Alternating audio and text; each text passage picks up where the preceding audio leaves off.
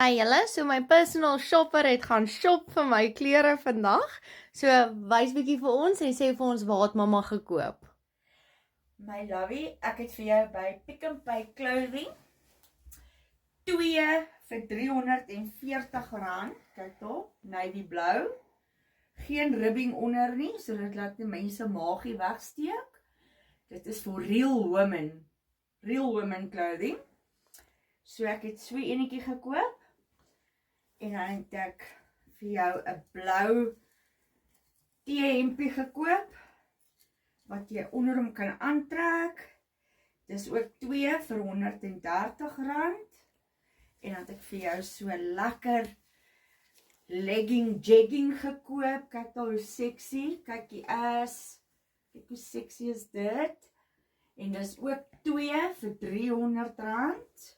Dis vreeslik mooi. En dan die ander enetjie van die truitjie, het ek 'n swartetjie gekoop vir jou. Real women clothing.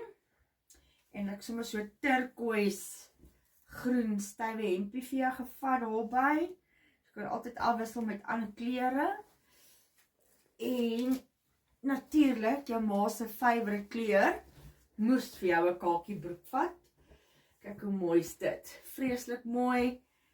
Boude is mooi. Kyk die lyn op die boude. Mooi.